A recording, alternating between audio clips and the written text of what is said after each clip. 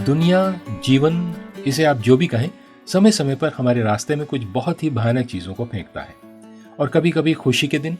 लेकिन इस सब के माध्यम से क्या मैं आपसे पूछ सकता हूं कि आपकी आत्मा के साथ सब कुछ ठीक है?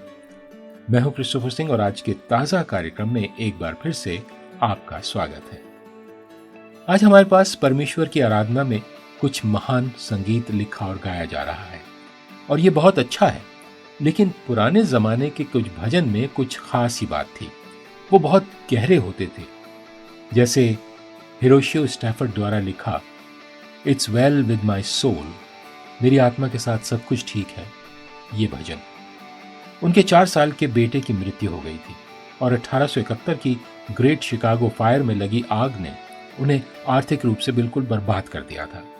फिर 1873 की आर्थिक मंदी आई, इसलिए उन्होंने अपने परिवार को इंग्लैंड ले जाने का फैसला किया ताकि डीएल मूडी की उनके प्रचार अभियानों में मदद की जा सके। उन्हें एक साथ अटलांटिक पार करना था, लेकिन योजनाओं में देर से बदलाव के बाद उनकी पत्नी और बेटियां पहले चली गईं। दुर्भाग्य से उनका जहाज डूब गया और चारों बेटियां मर गईं। केवल उनकी पत्नी अन्ना बच गई। उसने उसे प्रसिद्ध टेलीग्राम भेजा जो शुरू हुआ, मैं अकेली बची हूं।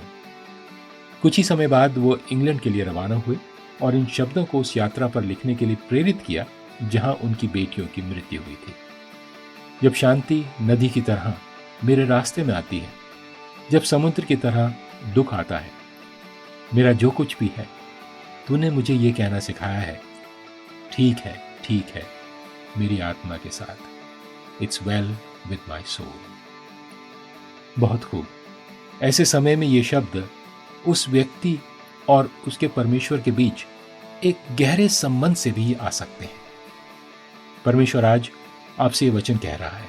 बाइबल में लिखा है, यशाया उसका 54 अध्याय और 10वें वचन में, चाहे पहाड़ हट जाएं और पहाड़ियां टल जाएं, तो भी मेरी करुणा तुझ पर से नहीं हटेगी और मेरी शांतिदायक वाचा न टलेगी।